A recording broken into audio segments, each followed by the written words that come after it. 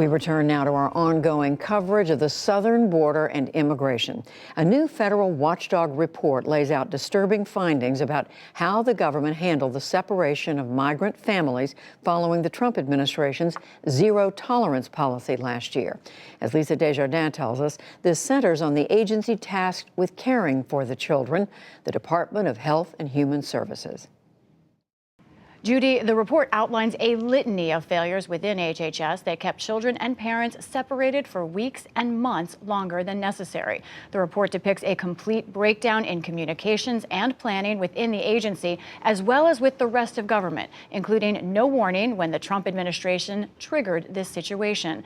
Numerous alarms were raised by frontline staff, but ignored by senior officials. All of that led to serious problems in caring for the children. The report comes from the Inspector General of the Department of Health and Human Services. Ann Maxwell is the Assistant Inspector General, and she joins me now. A lot of work your staff did on this. Thank you for talking to us. First of all, your report lays out problems almost at every juncture. I want to look at one way you look at this. First, there were problems in finding the parents, problems in communicating with the parents, and then problems in transporting the children. How do you see the scope of what went wrong? Well, it starts with the fact that the department wasn't prepared, right? As you said in your opening, the department did not have any advance warning. And because of that, there was no planning for this event to happen. So as you said, the care provider facilities where these children were housed and cared for did not prepare for the spike in separated children. And they, as a result, had all of these challenges that they faced throughout every single step of the reunification process. Let's start with some specifics. In particular, it seems like one of the longest lasting problems was in just finding the parents, making sure they could establish contact. And your report has this quote from one of the email to a DHS official writing from HHS, "No, we do not have any linkages from parents to unaccompanied children except for a handful." They write, "We have a list of parent alien numbers, but no way to link them to the children." Another person also told your staff that it was easier at one point to locate people in rural Guatemala than within our own detention system. Take us through exactly the difficulty in finding the correct parent for the correct child. Right, so you bring up two really important issues in our report. Both are tied back to the lack of advanced planning. The first is because there was no advanced planning, there was no linkages, as you said, between the information at HHS that had information about children and the information at DHS about parents. So they weren't even able to identify at the outset who was actually separated. Once they were actually trying to reunify these children, they were then trying to find the parents in DHS custody. And as you said, we had some instances in which they called each and every day trying to locate parents and were unsuccessful getting through to trying to locate that parent. That's another amazing moment in your report. I want to read this from page 25. The facility, this is a facility caring for children. One of the facility directors writes, "That facility called the DHS Detention Facility Center every day seeking the parents of an 11-year-old child. They could not reach anyone at the detention facility, and that child cried every day."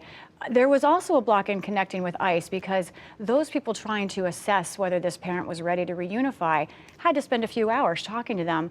But each person in detention only got 10 minutes to talk on the phone. They spent it with their child. Was this a systemic issue, or was this just not making it a priority to make these reunifications happen? So it's important to go back to that place in time in that there was an enormous spike in separated children that was brought on by the zero tolerance policy. Before that, we heard that separating children from their families was relatively rare. So the system was just unprepared for this enormous immediate spike in separated children. And the facilities and the department were working to try and figure out new processes and procedures to care for these children, to make sure they had contact with their parents, and then ultimately to reunify them when the court ordered them to do so. And then let's take us sort of the last step. The children are ready to be reunified. They're going to reunification centers. But your report talks about how often those kids would be in vans outside of the center for hours, sometimes having to stay in that area for days, staffers sleeping in shifts because they were waiting for their turn to reunify. My bigger question, as you talk to HHS officials, what kind of responsibility were they taking for what happened? Why is it they were not ready for this? Well, the answer is probably pretty complicated, but it has to do with two main things we talk about in our report. One is that there's a number of interagency channels that are designed specifically to coordinate immigration across the federal government, and those were not used to warn HHS in advance. So there were not warnings that HHS was given, so they were caught unprepared. But also, there were warnings coming up from staff that they did not take advantage of and largely dismissed. And so that's why our recommendation is to make sure that as the department moves forward, that they are centering child priorities and interests in all of their decision making, both in their internal decision making as well as their interagency decision making. And HHS has accepted all of your recommendations, though they point out that they still have to use a manual process, taking notes in each case to connect child and parent. That's right. Does that seem like it'll be sufficient?